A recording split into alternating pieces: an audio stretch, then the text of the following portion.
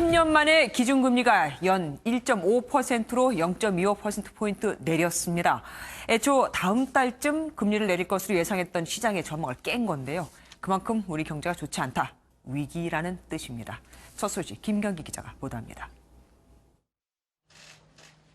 한국은행 금융통화위원회는 정례 회의를 열고 기준금리를 연 1.75%에서 1.5%로 0.25%포인트 인하했습니다. 금리 인하는 3년 1개월 만입니다. 한은이 지난해 11월 금리를 0.25%포인트 올렸으니까 8개월 만에 1.5%로 유턴한 셈입니다. 애초 시장에선 이달 말 미국이 금리를 내리면 한국은행이 다음 달쯤 뒤따를 것으로 예상했습니다. 하지만 상반기 수출과 투자가 부진했고 앞으로도 낙관하기 어렵다는 게 한국은행의 설명입니다. 선제적으로 금리를 내려 경기를 부양할 필요가 있다는 겁니다. 특히 일본의 수출 규제도 금리 결정에 영향을 미쳤습니다. 수출 규제가 그야말로 현실화되고 또 뭐 경우에 따라서는 더 확대되고 아마 한다면은 이 수출 그리고 더 나아가서 우리 경제에 미치는 영향이 적다고 할 수는 없습니다. 이에 따라 한국은행은 올해 성장률 전망치 역시 2.2%로 4월에 예상한 2.5%보다 0.3%포인트 낮췄습니다. 글로벌 금융위기 직후인 지난 2009년 이후 10년 만에 가장 낮은 성장률입니다. MBN 뉴스 김경리입니다. 금리 인하와 동시에 낮아진 경제 성장률 전망치도 계속 낮아지고 있고 마음이 무겁습니다. 경제부 이기준 기자와 자세한 얘기 나눠보도록 하겠습니다. 어서 오십시오. 우리가 미국보다 먼저 기준금리를 내린 게 이례적인 일이라고요? 네, 그렇습니다. 보통 미국 연방준비제도 이사회가 금리의 방향을 정하면 우리가 그걸 따라가는 게 보통이었습니다. 지난 2017년 11월 그리고 2018년 11월에 연방준비제도가 금리를 올린 걸 시차를 두고 따라간 적이 있습니다. 그리고 이번에도 이달 말에 연준이 예정돼 있어서 금리를 내리는 걸 보고 다음 달에 금리를 내릴 것이다. 이런 시장의 전망이 지배적이었는데요. 빗나갔습니다. 기존 악재에다가 일본 수출 규제까지 겹쳐서 미국의 결정을 기다릴 틈이 없었던 것으로 보입니다. 또 미국의 금리 인하가 확실시되고 있다. 이런 시장 전망이 있어서요. 금리를 먼저 내리는 데 대한 부담도 크지 않았던 것으로 보입니다. 예, 그러니까 뭐 남 눈치 볼 여력도 없이 너무 급했다. 사실 이거잖아요. 올해 경제 성장률 전망치를 2.2%까지 낮춰 잡았는데 이게 그나마 나은 거라고요. 뭐 1%대 얘기도 나오고 있다고요. 네, 한국은행이 석 달마다 그러니까 분기마다 한 번씩 성장률 전망 수정치를 내놓는데요. 오늘까지 5번 연속 성장률 전망치를 하향 조정했습니다. 게다가 지금까지는 0.1%포인트씩 내리다가 오늘은 0.3%포인트나 내렸습니다. 그만큼 경기 전망이 계속 좋아지지 않고 있고 이번에는 더 좋지 않다. 이렇게 해석할 수 있습니다. 그런데 이미 민간에서는 1%대 후반, 심지어 1.5%까지 전망하는 민간 연구소도 나오고 있습니다. 중앙은행이 성장률을 전망할 때 정교한 모델을 사용하긴 하는데요. 그래도 성장률을 전망하는 것이기 때문에 사람의 감이 어느 정도 반영될 수밖에 없는데요. 중앙은행이 앞장서서 성장률 전망을 암울하게 내놓을 수 없다. 이게 하는 관계자의 얘기입니다. 그래서 그렇겠죠. 실제로는 더 낮을 수 있다. 이런 얘기가 나오는데요. 전문가 얘기 한번 들어보시죠. 반도체가 우리 경제에 차지하는 비중이 워낙 막대하기 때문에 그 연결고리를 일본에서 공약을 했다라는 성장률을 더 하향 조정할 가능성 상당히 높게 보고 있습니다. 예. 당장 기준금리가 내려가면은 우리 생활에 직접적으로 어떤 영향을 미칠까요? 네, 보통 금리를 내리면 돈이 풀리기 때문에 증시에는 호재라고 볼 수 있습니다. 그런데 오늘 증시 예상외로 소폭 하락했습니다. 원화값도 금리가 내려가면 떨어지는 게 일반적인데 그 반대 방향으로 움직였습니다. 아마도 일본 수출 규제나 미중 무역 갈등 같은 악재가 너무 많아서 금리를 내린 것이 큰 영향을 주지 못했다 이렇게 볼 수 있겠습니다. 한국은행의 고민도 바로 여기에 있습니다. 금리를 내렸다고 해서 경기가 과연 부양될 것이냐 이런 고민인데요. 시장 금리는 이미 기준금리 밑으로 내려가서 경기가 더 안 좋아질 것이다 이런 전망이 오늘도 또다시 반영이 됐습니다. 그래서 한국은행이 연내 금리를 한 번 더 내릴 수 있다. 이런 전망도 나오고 있습니다. 기준금리가 내려가게 되면요, 은행들은 예금금리 앞다퉈서 내리게 될 거고요. 네. 그런데 대출금리는 뭐 다른 작동 방식이 있기 때문에 내리는데 시간이 좀 걸리니까 기다려야 합니다. 그리고 서울 아파트 값이 다시 들썩이는 조짐이 있는데요. 그래서 부동산 시장으로 돈이 다시 몰리는 것 아니냐, 이런 우려가 나오는데요. 하지만 여전히 규제가 촘촘히 되어 있고, 그리고 실물 경기가 좋아질지는 지켜봐야 해서 좀 봐야 될 것 같습니다. 예. 후반기에 경제가 좋아질 거라고 낙관했던 정부에서는 뭐 오늘 발표에 대해서 반응이 나온 게 있습니까? 네, 얼마 전이죠. 이달 초에 정부는 2.4에서 2.5%까지 경제가 성장할 것이다 전망했는데요. 불과 보름 정도 지난 후에 한은의 성장률 전망은 크게 내려갔습니다. 여기에 대해서 홍남기 경제부총리는 아마 일본 수출 규제 같은 새로운 상황이 반영된 것이다, 이렇게 짤막하게 언급했고요. 또 하나 금리 인하에 대해서는 아마도 반길 것 같습니다. 왜냐하면 지난 4일에 홍 부총리가 재정정책과 금융정책이 잘 조합되어야 한다, 이러면서 사실상 금리 인하를 우회적으로 촉구한 적이 있었습니다. 예, 알겠습니다. 오늘 말씀 감사합니다. 다음 소식입니다. 문재인 대통령이 일본의 수출 규제와 관련해 5당 대표와 만났습니다. 이 야당 대표들은 한일 정상회담이나 특사 파견이 필요하다고 입을 모았고, 문 대통령은 추경 처리 등 국회 협조를 당부했습니다. 황정 기자입니다. 문재인 대통령과 5당 대표가 1년 4개월 만에 청와대에서 회동했습니다. 문 대통령은 일본의 수출 규제에 여야 당 대표들과 머리를 맞대는 것으로도 희망을 가질 수 있다며 우리 기업 지원을 위한 추경 처리를 당부했습니다. 경제 대책으로서 가장 지금 시급한 것은 역시 추가 경정 예산을 좀 최대한 빠르게 그리고 원만하게 처리하는 것이라고 생각합니다.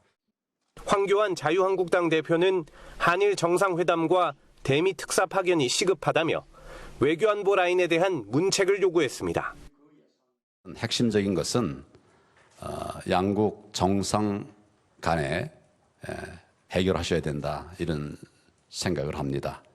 조속히 한일 정상회담을 추진해서 양국 정상이 마주 앉으셔야 한다, 이런 생각을 합니다. 손학규 바른미래당 대표 역시 이낙연 국무총리의 대일 특사 파견과 대일 전문가 그룹 조성을 주장했습니다. 한일 관계 원로 외교관 전문가들로 구성된 범국가적인 대책회의를 구성해서 일본과의 소통을 원활하게 해주십시오. 심상정 정의당 대표는 일본 화이트리스트에서 한국이 제외되면 한일 군사정보보호협정도 파기해야 한다고 주장했습니다. MBN 뉴스 황전입니다. 일본이 제안한 강제징용 제3국 중재위원회 구성에 대한 답변 시한이 오늘까지죠. 정부가 이미 거부를 한 만큼 산업계는 초긴장 상태. 미국 의회에서는 한미일 협력을 촉구하는 결의안을 채택했습니다. 이상주 기자입니다.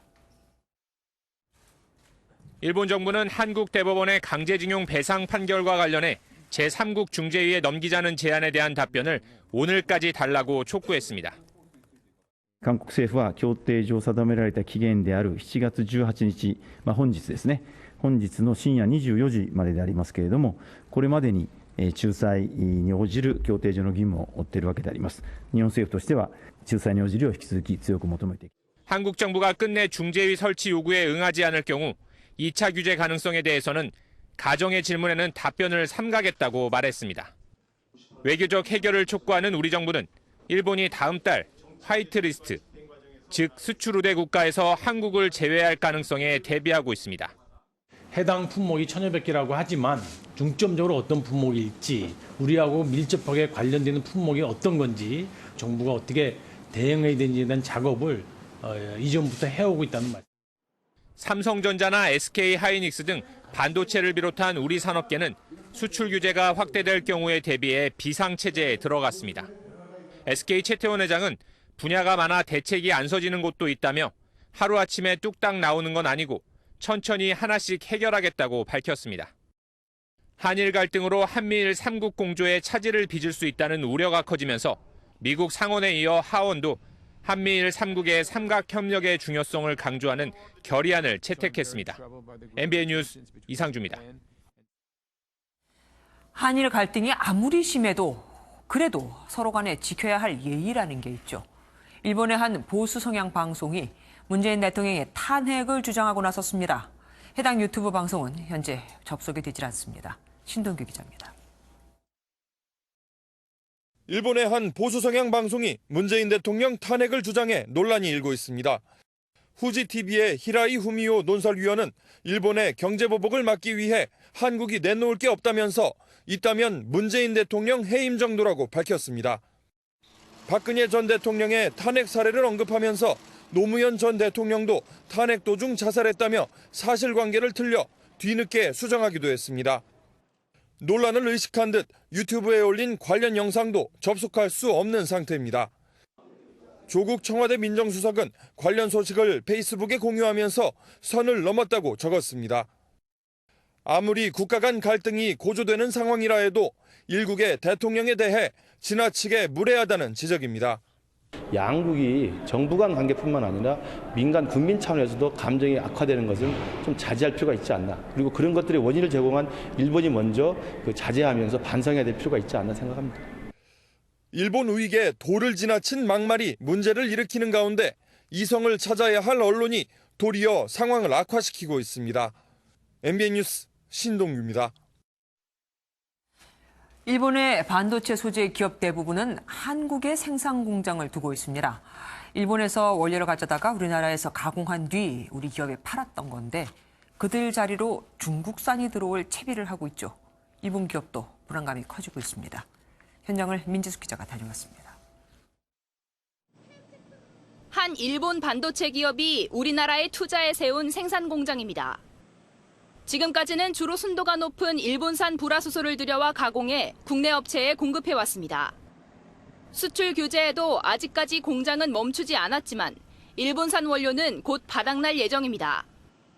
부산항에 있는 걸 재고만 이제 가져오는 것 같아요. 이제 앞으로 끊어질 것 같아요. 이제 중국 쪽에서 많이 벌써부터 들어왔어요. 일본 정부가 수출 규제 대상에 올린 핵심 3개 소재를 생산하는 기업들은 대부분 한국에 생산 공장을 두고 있습니다. 삼성전자와 SK 하이닉스 등 글로벌 반도체 생산업체들이 주요 고객이기 때문입니다. 하지만 원료와 주요 부품은 일본에서 들여오는 방식으로 핵심 기술 유출에 철저히 대비해왔던 것으로 알려졌습니다. 그럴 때는 일본인이 상주해 갖고 있었는데 한 몇 개월 전에도 왔다 가긴 갔어요. 하지만 일본산 원료가 끊길 경우 생산 차질이 예상되고 한국 기업들이 국산화 작업에 나설 경우 장기적으로 매출 감소가 불가피하다는 점에서 불안감이 커지고 있습니다. MBN 뉴스 민지숙입니다. 현 정부, 문재인 정부에서 장관을 지냈던 여권 실세 의원들이 이달 말 일본으로 갑니다. 일본 니카이 자민당 간사장과 만날 것으로 알려지면서 꽉 막힌 한일 관계에 전환점이 마련될지 주목됩니다. 조창훈 기자가 단독 보도합니다. 문재인 정부에서 장관을 지낸 김부겸 더불어민주당 의원과 김영춘 의원이 오는 31일 일본을 방문합니다. 국내 한 싱크탱크가 일본에서 개최하는 한미일 세미나에 참석하기 위해서인데 이광재 전 강원지사와 일부 기업인도 함께할 것으로 알려졌습니다. 아무것도 결정이 안 됐다고밖에 말씀을 드릴 수가 없어요. 워낙 지금 민감하잖아요, 이슈가. 일본 측 참석자로는 니카이 자민당 간사장과 경제산업상을 지낸 하야시 자민당 의원 등이 거론되고 있는 것으로 전해졌습니다. 지난 2017년 특사 자격으로 방한해 문재인 대통령을 만나기도 한 니카이 간사장은 아베 정권의 2인자로 꼽히는 인물입니다. 문재인 대통령과 각별한 관계로 알려진 김부겸, 김영춘 의원은 일본의 수출 규제 등으로 한일 관계가 어려운 상황에서 허심탄회하게 일본과 대화를 나눌 예정이라고 말했습니다. 이런 가운데 정세균 의원을 단장으로 여야 의원 8명으로 구성된 초당적 방미단도 오는 24일 미국을 방문합니다. 이들은 낸시 펠로시 미 하원의장 등을 상대로 일본 수출 규제 조치의 부당성을 알리고 협조 방안 등을 논의할 방침입니다. MBN 뉴스 조창훈입니다. 문재인 대통령과 5당 대표 회동이 조금 전에 끝이 났습니다. 일본의 수출 규제와 관련한 공동 발표문이 나왔다고 하는데요. 청와대 취재기자 연결해 보겠습니다. 최중락 기자. 네, 청와대 춘추관입니다. 예상보다 회동이 길어졌습니다. 네, 그렇습니다. 예상은 오후 4시부터 6시까지 2시간이었지만 1시간 길게 저녁 7시가 돼서야 끝났습니다. 공동 발표문은 방금 전 7시 30분에 발표문이 나왔습니다. 청와대와 5당 대변인은 이곳 청와대에서 공동 발표를 통해 일본의 수출 규제 조치에 대하여 심도 있게 논의하였다며 4가지 대책을 내놨습니다. 첫째, 수출 규제 조치는 자유무역 질서에 위배되는 부당한 경제 보복으로 일본 정부는 경제 보복 조치를 즉시 처리하고 외교적 해결을 하라고 촉구했습니다. 둘째, 여야 당대표는 정부의 다양한 차원의 적극적인 외교적 노력을 요구하고 대통령은 이에 실질적인 대책을 마련하기로 했다고 밝혔습니다. 셋째는 일본의 경제 보복에 초당적으로 협력하고 소재, 부품, 장비 산업의 경쟁력 강화를 위해 함께 노력하고 특히 범국가적 차원의 대응을 위해서 비상협력기구를 설치 운영하기로 했습니다. 마지막으로 정부는 여야와 함께 일본의 경제 보복에 따른 위기를 극복하기 위한 소통과 통합을 위해 노력한다는 4가지 내용이 담겼습니다. 예, 1년 4개월 만에 이루어진 청와대 5당 대표 회동이고 황교안 대표는 처음 청와대를 방문한 거잖아요. 오늘 분위기는 어땠습니까? 네, 5당 대표들이 회동 전에 티타임을 가졌는데 분위기가 좋으면서도 각 당 대표들 말에서는 약간의 신경전이 느껴지는 부분도 있었습니다. 황교안 자유한국당 대표와 심상정 대표 등의 발언을 한번 직접 들어보시겠습니다. 생생히 보신다고 그렇습니다.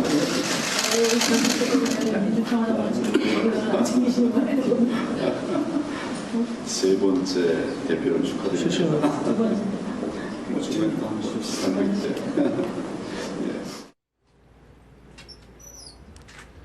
예, 예상된 2시간보다 회동이 길어지면서 저녁 만찬 가능성도 제기가 됐지만 이루어지지는 않았습니다.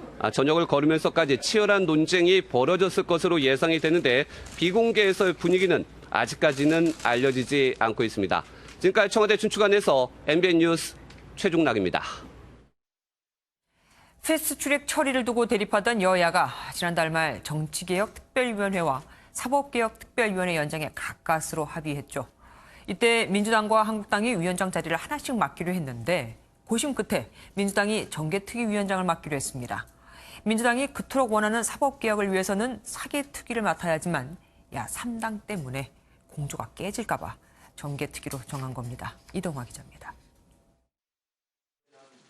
선거제 개편을 다루는 정개특위와 검경수사권 조정, 공수처를 논의하는 사개특위를 놓고 고심하던 민주당이 정개특위 위원장 자리를 맡기로 했습니다.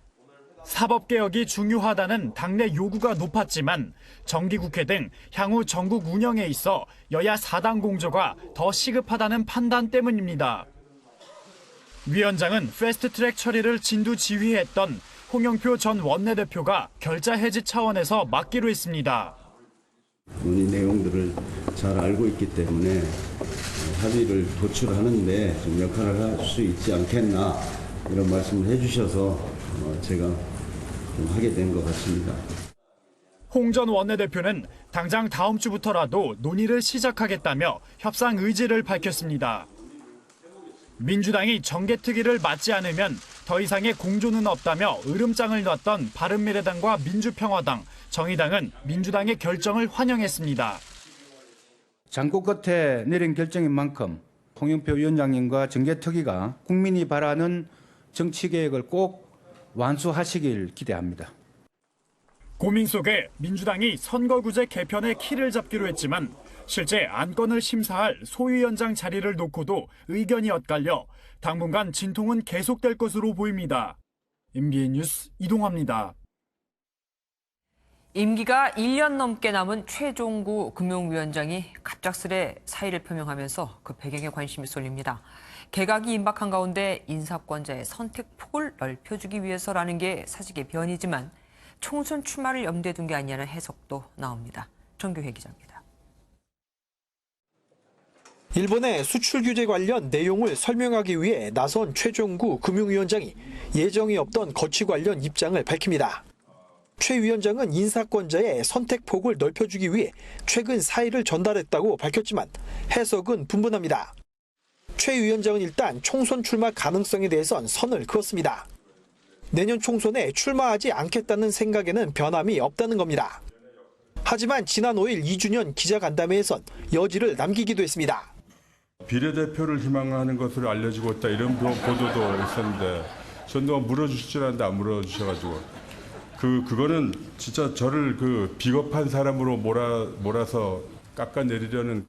최 위원장의 사의 표명을 계기로 다른 인사들의 행보에 관심이 쏠리고 있습니다.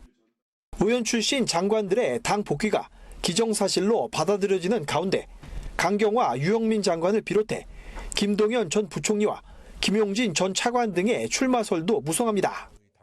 정치권을 중심으로 총선 차출의 신호탄이라는 분석이 나오면서 개각과 맞물린 주요 인사들의 여의도행이 본격화될 전망입니다.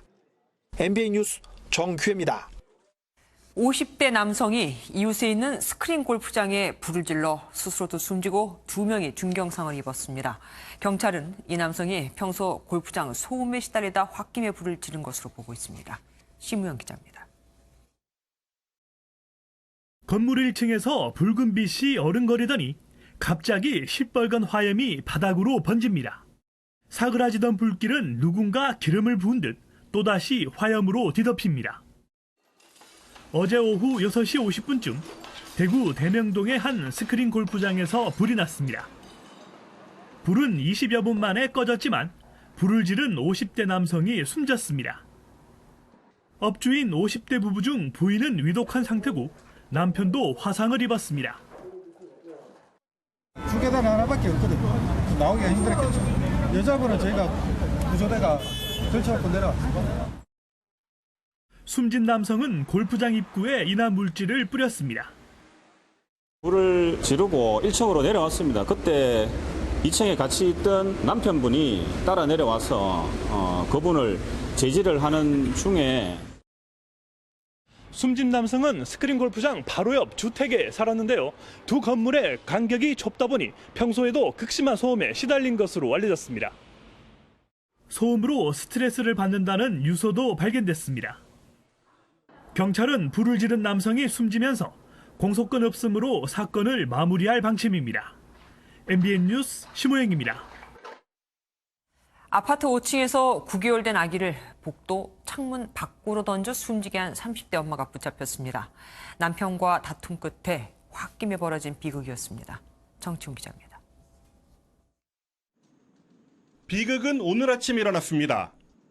복도식 아파트에서 큰 소리가 나자 이웃 주민이 나와봤지만 이미 5층 복도 창밖으로 아기를 던진 후였습니다. 생후 9개월 된 아기는 심폐소생술을 했지만 결국 숨지고 말았습니다. 처음에 아기를 잡고 있으면 난리 없더라고요. 애가 어디가 있냐고 애가 떨어져 버렸다. 지적장애가 있는 30대 엄마는 새벽 3시 40분쯤 사실혼 관계에 있던 남편과 함께 집에 왔습니다. 남편이 칭얼대는 아기를 돌봐주지 않는다고 하자 말다툼이 벌어졌고 엄마는 우는 아기를 달래려고 밖으로 나왔습니다. 아기를 안고 1시간 20분 동안 복도를 서성였지만 최근 부부싸움으로 남편이 바꾼 비밀번호를 몰랐습니다. 현금도 누르고 현금도 두드렸는데 화가 나서 애를 던져버렸다. 사례 분별은 못할 정도의 지적 수준이 낮고 그러진 않아요. 집안에서는 청각장애가 있던 남편이 보청기를 빼놓은 채 자고 있었습니다. 조사를 받던 아기 엄마는 뒤늦게 후회의 눈물을 흘렸습니다. 경찰은 정확한 경위를 파악하는 대로 30대 엄마에 대해 구속영장을 신청하기로 했습니다. MBN 뉴스 정춘우입니다. 가사 도우미를 성폭행했다는 의혹을 받고 있는 김준기 전 동부그룹 회장은 현재 미국에 머물고 있습니다. 고소를 당하고 1년 반 동안 병을 치료한다며 버티고 있는 건데 여론이 악화돼서일까요? 의사의 허락을 받으면 귀국하겠다는 입장을 밝혔습니다. 귀국을 하겠다는 건지 아니라는 건지 알쏭달쏭하죠. 이혁근 기자입니다. 김준기 전 동부그룹 회장 집에서 일하던 가사 도우미가 3년 전 녹음한 파일이라며 언론에 공개한 음성입니다. 아이가 안 늙었지? 아니 좀 하지 마시라고. 나이 먹고 저 부드럽게 굴 줄 알아야지.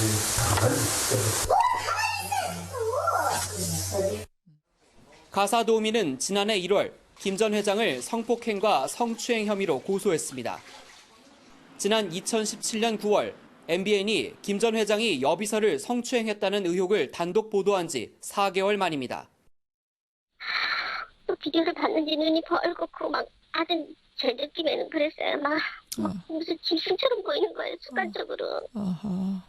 저도 그때 저도 모르게 막 움찔치면서 막 소리를 지른 거예요. 하지만 고소 전 이미 미국으로 출국했던 김 전 회장은 고소 후에도 계속 미국에 머물면서 한 번도 조사를 받지 않았습니다. 합의하에 성관계를 맺었고 미국에서 질병을 치료하고 있다는 이유입니다. 가사 도우미의 자녀는 핑계대지 말고 귀국해 수사를 받으라며 국민청원을 올렸고 법무부는 미국에 범죄인 인도 청구를 하는 방안을 검토하고 있습니다. 김 전 회장 측은 주치의의 허락을 받는 대로 귀국해 조사를 받겠다는 입장을 밝혔습니다. MBN 뉴스 이혁근입니다. 광주에서 열리고 있는 세계 수영 선수권 대회에서 여자 선수들의 신체를 불법 촬영한 일본인이 결국 혐의를 인정했습니다. 그런데 그게 죄가 되는지 몰랐다고 합니다. 이재호 기자입니다. 수구 선수들이 사용하는 선수권 대회 경기장입니다. 지난 14일 오전 11시쯤 한 일본인 남성은 이곳에서 준비 운동을 하는 여자 선수들의 신체를 불법 촬영했습니다. 현장에서 붙잡힌 일본인은 선수들이 연습하는 모습을 담고 싶었다며 혐의를 부인했습니다. 하지만 경찰은 압수한 카메라 안에서 여성 선수들의 신체 부위를 집중적으로 촬영한 사실을 확인했습니다. 증거를 없애려고 자신의 SD카드를 공항 화장실에 버렸던 사실이 뒤늦게 발각되기도 했습니다. 17분 분량의 20개 동영상은 특정 신체 부위를 불법 촬영한 것으로 조사됐습니다. 줄곧 혐의를 부인하던 일본인 남성은 세 차례 이어진 경찰 조사에서 근육질 여자 선수를 보면서 성적 흥분을 느꼈다며 혐의를 인정했습니다. 어차피 일본에서는 처벌법이 없어요. 이렇게 촬영한 거를 일반법으로 처벌하는 건 없어서 본인은 이제 처음에는 이제 이게 무슨 죄가 되나 이렇게 생각한 거죠. 검찰에 넘겨진 일본인 남성은 집에는 갈 수 있는 것이냐며 뒤늦게 후회의 눈물을 보였다고 전해졌습니다. MBN 뉴스 이조입니다. 아무도 없는 집안에서 혼자 있던 고양이가 인덕션을 눌러 불이 나는 일이 또 발생했습니다. 실험을 해봤더니 전원 버튼을 발바닥으로 살짝 누르거나 혀로 핥기만 해도 실제로 불이 켜졌습니다. 박상호 기자입니다. 인덕션이 있던 곳과 주변이 시커멓게 타버렸습니다. 이웃 주민의 빠른 신고로 불은 10분 만에 꺼졌습니다. 당시 집에는 고양이 한 마리뿐이었습니다. 고양이가 지나가다가 그 인덕션 위에 버튼이 눌려져가지고 그전에도 그런 일이 한 번 있었다고 얘기합니다. 지난해 서울의 한 원룸에서도 똑같은 이유로 불이 났습니다. 고양이 있어? 네. 살았나? 동물병원의 협조를 받아 고양이가 노는 방에 인덕션을 설치해봤습니다. 인덕션 위에 먹이를 놓고 유인했더니 혀로 핥아먹는 순간 전원이 켜집니다. 안녕하세요. 발바닥은 갖다 대기만 해도 불이 들어옵니다. 그 생체 조직적으로 봤을 때 땀샘 구조나 그 피부 조직이 사람 그 손가락 피부랑 비슷해서 인식을 하는 것 같습니다. 반려동물로 인한 화재가 한 해 10건 정도 발생하면서 전원 잠금 장치를 설치한 제품까지 나왔습니다. 전문가들은 반려동물을 두고 집을 비울 땐 가열 기구에 덮개를 씌우거나 아예 전원선을 뽑아 놓으라고 조언합니다. MBN 뉴스 박상호입니다. 서울 도심에 수년째 들개떼가 나타나 주민을 불안케 하는 곳이 있습니다. 200마리 정도 되는데 잡으면 되지 않나 싶지만 개는 멧돼지와 달리 유해 조수로 분리되지 않아 생포만 해야 합니다. 그러니 쉽지 않죠. 우정환 기자입니다. 주차장에 모인 고양이들한테 들개들이 달려듭니다. 3년 전에도 들개들이 찾아와 고양이를 물어 죽인 모습을 봤던 주민들은 불안해합니다. 여기다 물어서 죽이고 저기다도 물어 죽이고 공원에 가서 물어 죽이고 끔찍스러우니까 내가 잠을 못 자고 우울증이 생겼어 나. 지난 5월 경기 의정부시에도 들개떼가 나타나 닭과 고양이를 죽였습니다. 4년 동안 서울에서만 들개떼로 보이는 신고가 1000건이 넘는데 실제 200마리 정도가 사는 걸로 추정됩니다. 들개들은 멧돼지처럼 산에서 서식하다 민가로 내려오는 경우가 많은데 멧돼지와 달리 함부로 사살할 수 없습니다. 들개는 유기견으로 분류돼 죽이면 처벌받을 수 있기 때문입니다. 하지만 야생성이 강한 들개는 포획틀이나 마취총으로 잡는 데 한계가 있습니다. 새끼를 낳고 그냥 몇 세대를 그치면 야생화가 심해진다는 거죠. 이제 유해동물이나 야생화된 동물에 가깝다. 지난해 말 한 포획업자는 포획 과정에서 들개가 죽자 비난에 시달렸다며 지자체 포획 업무를 그만뒀습니다. 서울시 등 지자체들은 들개를 야생화된 동물로 지정해달라고 환경부에 요청했습니다. 환경부와 동물단체들은 유기견을 줄이는 게 중요하다며 들개를 죽이는 조치에 반대한다는 입장입니다. 이러지도 저러지도 못하는 사이 주민 불안은 해소되지 않고 있습니다. MBN 뉴스 우종환입니다. 지난해 9월에 붕괴된 상도 유치원. 붕괴된 지 10개월이나 지났는데 건물 반쪽만 남은 현장은 아직도 그대로라는 걸 아십니까? 바로 옆이 초등학교인데 주민들은 불안합니다. 김보미 기자가 취재했습니다. 주택가 사이로 상도 유치원이 붕괴된 현장이 보입니다. 집안이 주저앉으며 비스듬히 경사진 지면위를 파란 방수천이 덮고 있고 절반 정도 남은 유치원 건물을 철근 지지대가 받치고 있습니다. 10개월 전 붕괴 사고가 발생한 이후의 모습은 사실상 그대로입니다. 상도 유치원 붕괴 현장 앞입니다. 현재 파손된 부분은 철거가 완료됐지만 복구 작업은 중단된 상태입니다. 이렇게 유치원이 방치된 건 남아있는 반쪽 건물을 어떻게 처리할지 결론이 지난 5월에야 나왔기 때문입니다. D등급이 나와야 전면 철거를 하는데 작년 말 C등급에 가까운 D등급이 나와 최종 철거 결정이 늦어진 겁니다. D등급을 받으면 이제 100% 철거를 한다는 어떤 그런 결론을 낼 텐데 그런 결론을 이제 못 낸 상태가 되다 보니까 이제 이거를 어떻게 처리할 건지 이제 고민하다 보는 그런 과정들이 시간. 또 붕괴 책임과 철거 비용 등을 놓고 소송만 2건에 검찰 수사까지 진행되고 있어 현장 보전을 해야 하는 상황까지 겹쳤습니다. 이렇다 보니 남은 유치원 건물 바로 뒤편 초등학교로 아이를 보내는 부모들은 답답하기만 합니다. 빨리 공사 끝나면 좋겠어요. 좀 위험하는 것 같아요. 바로 뒤에 막 가까워잖아요. 근데 애들한테 좀 위험한 것 같아요. 태풍과 장마 소식까지 들려오는 상황.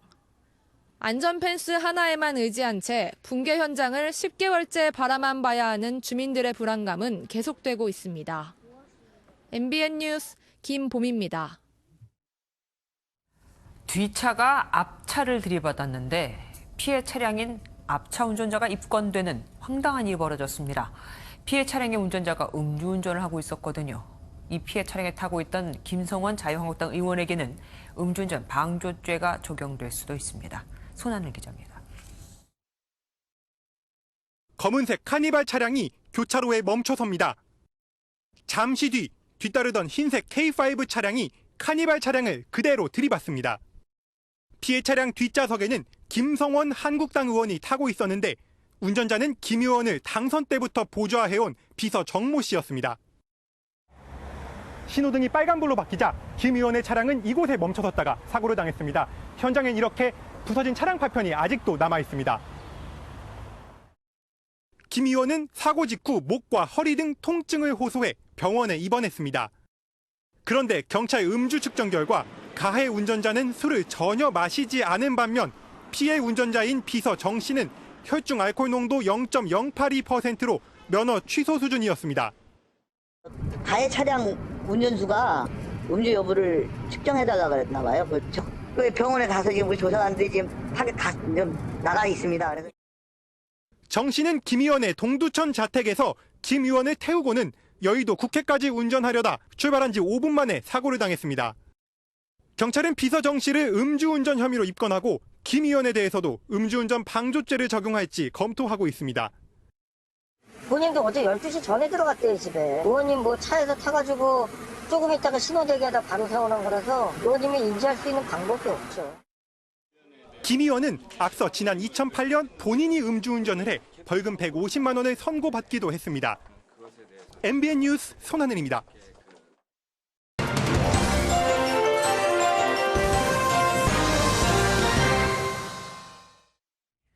세상의 기운이 모이는 곳. 1968년 국내 최초의 주상복합타운이자 유일한 종합 가전제품 상가로 탄생한 세운상가는 종로와 청계천로, 을지로와 퇴교로를 관통하며 서울의 중심 상업지구로 호황을 누렸습니다.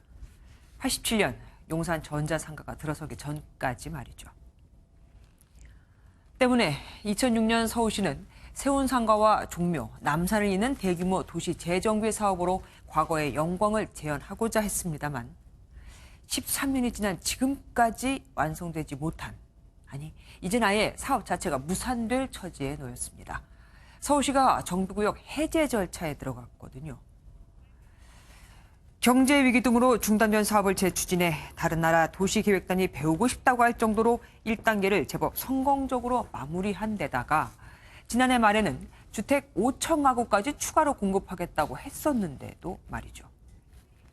이유는 노포, 오래된 가게들 때문입니다. 오래된 냉면집을 비롯한 기존 노포들이 철거 위기에 처하자 재개발에서 보존으로 정책의 방향을 바꾼 겁니다. 물론 오래되고 의미 있는 곳을 보존하는 건 중요합니다. 하지만 그렇다고 낙후될 대로 낙후된 곳을 그냥 방치하는 게 옳은 걸까요?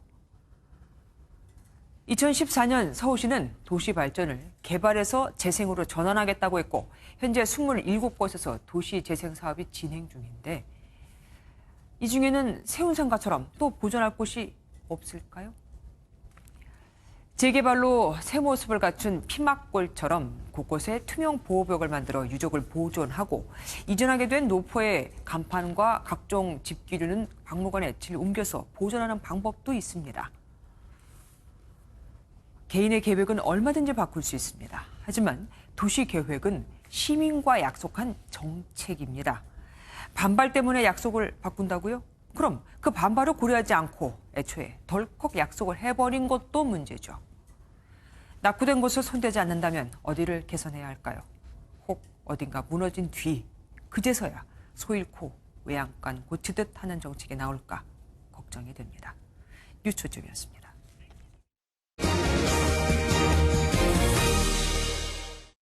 우리나라가 내일 밤부터 제5호 태풍 다나스의 영향권에 들어갑니다. 더운 바다를 건너오면서 수증기를 잔뜩 지니고 있어서 관통하는 곳은 집중 호우가 쏟아질 것으로 보입니다. 이현재 기자입니다. 천리안 위성이 찍은 제5호 태풍 다나스입니다. 거대한 흰 구름이 한반도를 향해 점차 올라옵니다. 다나스는 지난 16일 필리핀 인근 해상에서 발생했습니다. 시속 37km로 북상 중인 다나스는 내일 밤 9시쯤 제주도 인근 해상을 지납니다. 모레 아침 9시엔 전남 여수로 상륙하는 다나스는 한반도 남부 내륙 지방을 관통한 뒤 일요일인 21일 오전에 동해안으로 빠져나갈 것으로 보입니다. 이번 태풍은 당초 한반도에 상륙하지 않고 대한 해협을 지나갈 것으로 예상됐지만 북태평양 고기압의 영향을 받아 진로가 바뀌었습니다. 다나스는 어젯밤 대만 인근의 더운 바다를 지나면서 강도가 세졌습니다. 소형 태풍이라 바람 피해는 크지 않겠지만 열대 지방을 지나며 수증기를 잔뜩 몰고 온 탓에 비 피해가 우려됩니다. 19일 밤부터 20일 오후까지는 남부지방을 중심으로 많은 비가 예상이 되며 특히 제주도와 남해안을 중심으로는 최고 300mm 이상의 매우 많은 비가 내리는 곳이 있겠습니다. 기상청은 다나스가 더 강해져 속도가 느려지면 현재 예상 경로보다 더 북쪽으로 올라갈 가능성이 있다고 밝혔습니다. MBN 뉴스 이현재입니다.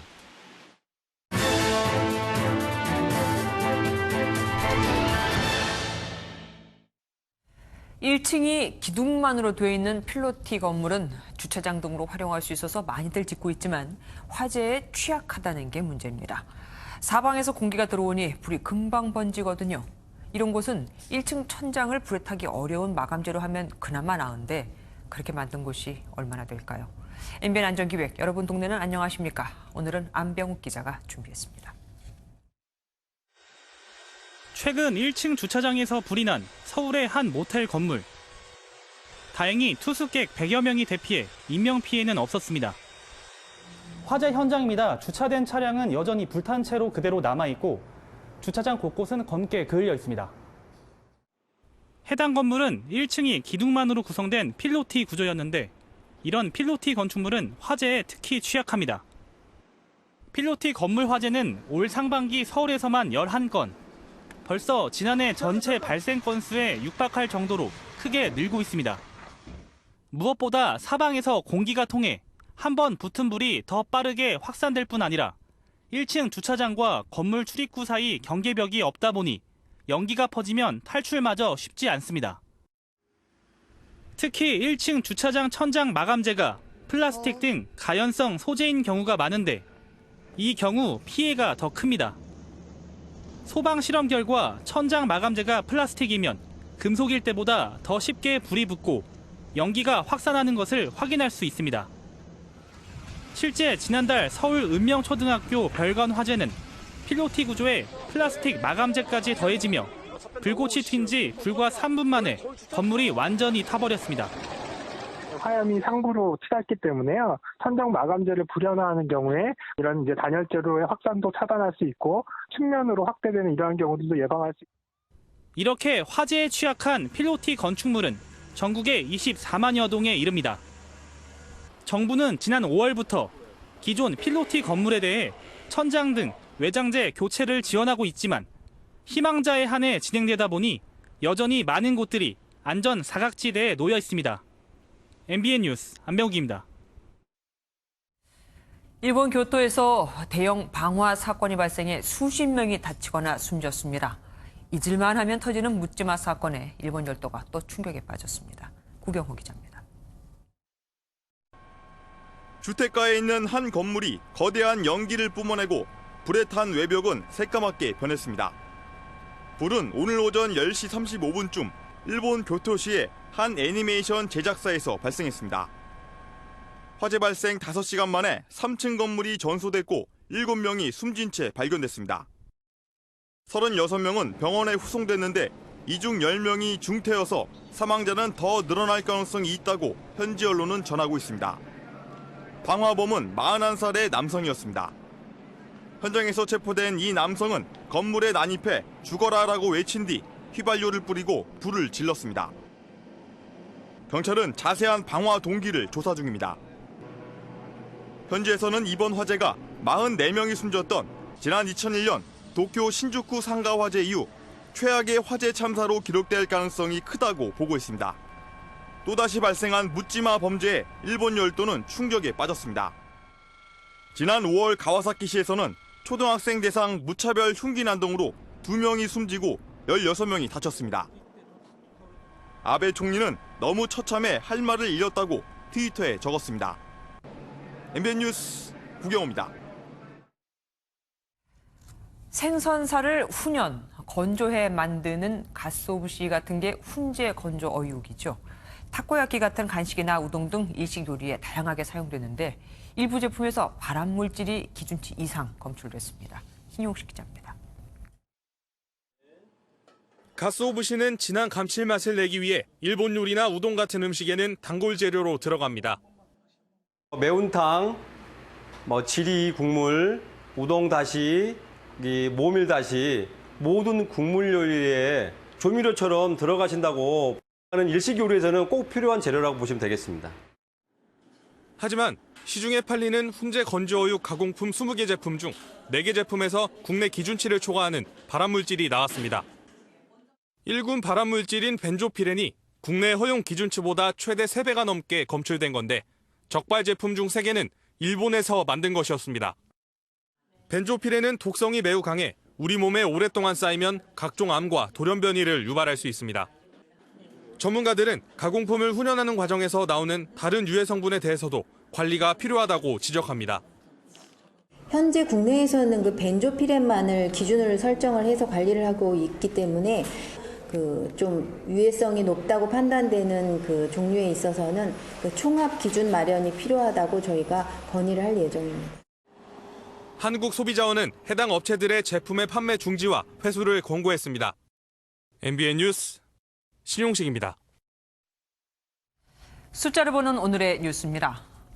요즘 일터나 학교에서 외국인이 부쩍 늘었다고 느끼는 분들 많을 텐데 실제로 지난해 국내에 들어온 외국인 수가 역대 최다를 기록했습니다.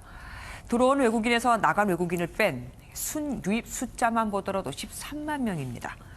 특히 한류의 영향으로 10대와 20대의 순유입이 눈에 띕니다. 국적별로는 중국 입국자가 가장 많았고 태국과 베트남이 그 뒤를 이었습니다. 강북판 코엑스로 불리는 서울역 북부 역세권 개발 사업이 멈춰설 위기에 놓였습니다. 입찰에서 더 높은 금액을 쓰고도 탈락한 사업자가 반발하자 땅 주인인 코레일이 준비 미흡을 겸허히 돌아보라고 맞받으며 진흙탕 싸움으로 번진 겁니다. 정정 기자가 취재했습니다. 서울의 중심 서울역입니다. 바로 북쪽에 축구장 5개 크기의 유휴부지, 즉 쓰지 않고 노는 땅이 보입니다. 이곳에는 국제회의시설과 호텔, 오피스 등이 들어설 예정인데요. 완공되면 강남 코엑스에 버금가는 강북판 코엑스로 탈바꿈합니다. 하지만 개발 사업을 누가 맡느냐를 놓고 잡음이 터져나오고 있습니다. 땅 주인인 코레일이 한화 컨소시엄을 우선 협상자로 선정했지만 문제는 메리츠 컨소시엄이 입찰가를 2천억 원 더 높게 쓰고도 탈락했다는 겁니다. 코레일은 금산분리법에 따라 메리츠 측의 금융회사 출자 비율이 20%를 넘어 탈락이라고 주장하지만 메리츠 측은 우선 협상자 선정 이후 출자 비율을 바꾸면 된다고 반박합니다.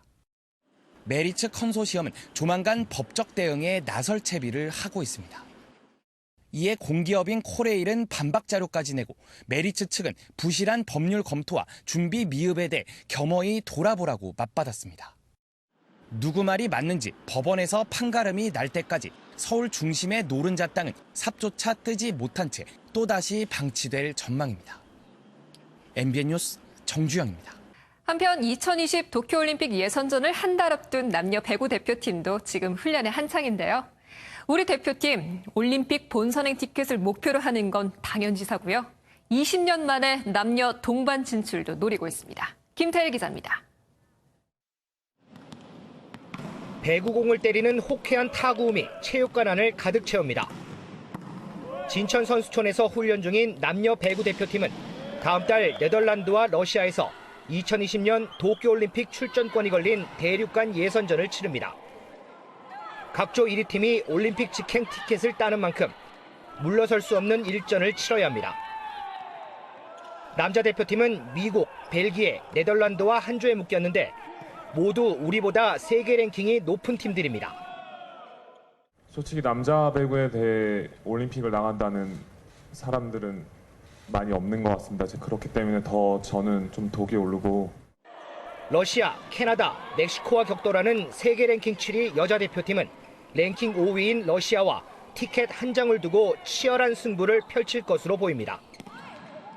이제 마지막이 될 수 있는 올림픽을 이제 꼭 나가는 게 일단 1차 목표가 되겠고요. 뭐 항상 목표나 꿈은 올림픽 메달로 생각을 하고 있어요. 네.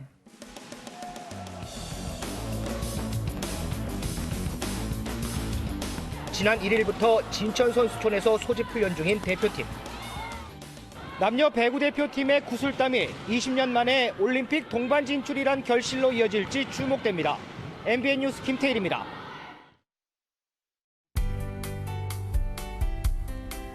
올여름 첫 태풍 다나스가 우리나라를 향해 북상 중입니다. 더욱이 장맛비까지 내리면서 걱정이 커지고 있는데요. 우선 오늘과 내일 내리는 비는 장맛비가 예상되고요. 내일 오후부터 모레까지는 우리나라 모두 태풍의 영향을 받겠습니다. 모레까지 제주 산간에는 최고 700mm 이상의 집중호우가 우려됩니다. 남해안과 지리산 부근에도 많은 곳은 500mm 이상, 그 밖에 남부지방에도 200mm 이상입니다. 강한 바람도 동반되겠는데요. 제주 지역은 내일 오후부터, 전남은 내일 밤부터, 그 밖에 남부지방은 모레부터 강풍이 불기 시작하겠습니다. 평균 초속 15에서 20m, 최대 순간 풍속은 초속 30m까지로 매우 강한 바람이 예상됩니다. 지금 예상대로라면 태풍은 주말 새벽 제주도 서쪽 부근 해상을 지나겠고요. 모레 오후에는 여수 부근에 상륙하겠습니다. 비가 오지 않는 중부지방은 폭염이 자리하고 있습니다. 내일 서울의 한낮 기온은 34도까지 치솟겠습니다. 내일 오후부터 점차 남부지방 바람이 강하게 불기 시작하겠습니다. 강원 영동 지역 구름이 많겠고 강릉의 아침 최저기온 23도, 포항의 한낮 기온 26도가 예상됩니다. 장맛비에 이어 태풍으로 인한 많은 비가 내리면서 피해가 없도록 미리 대비를 철저히 해주셔야겠습니다. 날씨였습니다. 뉴스팔이 선정한 이 한 장의 사진입니다. 서울의 한 아파트 지하주차장 벽에 붙은 메모입니다. 장애인 전용 구역에 주차했다가 신고를 당해 과태료를 낸 게 억울했던 모양인데 상대를 장애인 C라고 지칭하며 장애인이 특권이냐는 둥, 건강하게 오래오래 살라는 둥 조롱을 하고 또 비아냥거리고 있습니다. 자신이 바로 인격 장애인 C라는 걸 이분은 아는지 모르겠습니다. 뉴스파 여기서 마치겠습니다. 함께해 주신 여러분 고맙습니다.